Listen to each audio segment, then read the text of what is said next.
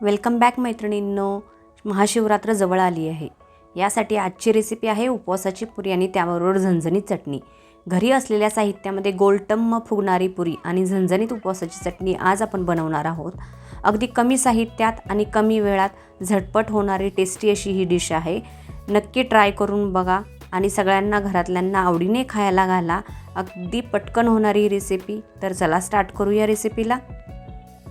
या रेसिपीसाठी मी तिथे 3 बटाटे घेतलेले आहेत. तिन्ही बटाटे उकडून व्यवस्थित सोलून घेतलेले आहेत. आता ते आपण बारीक किसणीने किसून घ्यायचे आहेत. किसताना व्यवस्थित किसायचे आहेत, अजिबात गाठ राहिली नाही पाहिजे त्यामध्ये. असे तिन्ही बटाटे मी किसून घेतलेले आहेत. इथे 1 वाटी वरईचं पीठ घातलेलं आहे. ती जी वरई आपल्याला मार्केटमध्ये मिळते ती वरई आपण 1 कप घ्यायची आहे. व्यवस्थित मिक्सरमध्ये बारीक करून घ्यायची आहे आणि चाळणीने चाळून घ्यायची आहे. त्यामध्ये अर्धा चमचा मीठ टाकूया, अर्धा चमचा जिरा पावडर टाकूया. हिरव्या मिरचीची पेस्ट आपल्या आवडीनुसार कमी जास्त करा.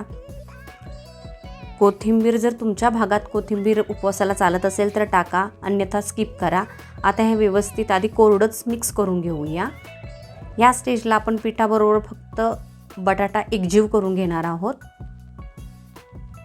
आता त्यानंतर थोडंसं अगदी 1 चमचा पाणी टाकायचं आहे, कारण याला जास्त पाणी लागत नाही आणि आपण मळून घेणार आहोत ते पीठ. बघ मी किती थोडं पीठ वापरले तरी, पाणी वापरले तरी पण ते पीठ व्यवस्थित झालेलं आहे.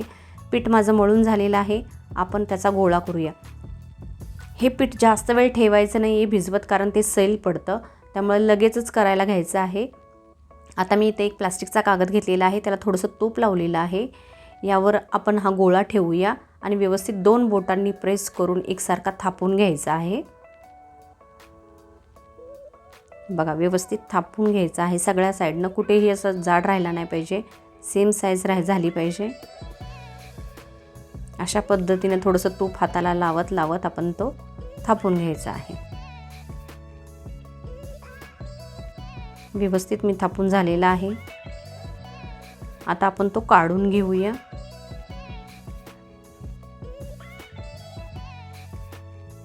तेल तापायला ठेवलेलं आहे मी एकीकडे, आणि एकीकडे आपण हे काढून घ्यायचं आहे.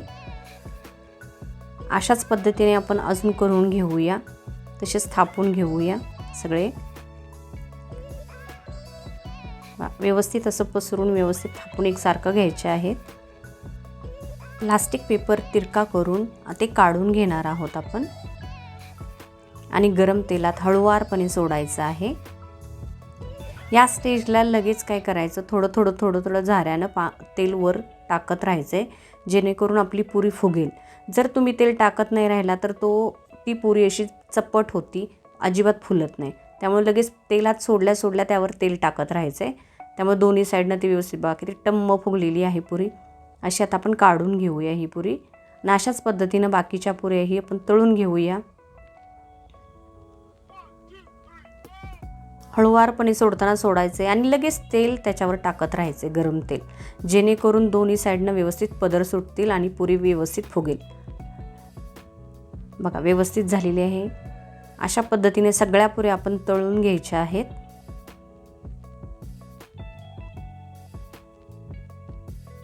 आता आपण त्याच्याबरोबर बनवणार आहोत चटणी. यासाठी मी अर्धा कप शेंगदाणे भाजून घेतलेले आहेत. 2 हिरव्या मिरच्या घेतलेल्या आहेत. त्यानंतर कोथिंबीर घेतलेली आहे थोडीशी, ही तुम्ही स्किपही करू शकता. अर्धा चमचा जिरे पावडर घेतलेली आहे. थोडंसं मीठ अर्धा चमचा घेतलेला आहे. त्यानंतर 2 चमचे दही घेतलेलं आहे. थोडंसं पाणी टाकलेलं आहे. आता आपण हे मिक्सरला बारीक करून घेऊया. बघा, याची व्यवस्थित पेस्ट झालेली आहे. या ठिकाणी तुम्ही कन्सिस्टन्सीसाठी थोडंफार पाणी कमी जास्त करू शकता. आता वरून आपण त्याचा तडका देऊया. त्यासाठी मी अर्धा चमचा तूप घेतलेला आहे. अर्धा चमचा जिरं टाकते गरम तुपामध्ये. ते व्यवस्थित तडतडल्यानंतर याचा तडका आपण त्या चटणीवर देऊया. आपली उपवासाची चटणी तयार आहे. ही त्या पुऱ्यांबरोबर खायला खूप छान लागते. रेसिपी आवडल्यास लाईक करा, शेअर करा आणि कमेंट करा. पुन्हा भेटू पुढच्या व्हिडिओमध्ये.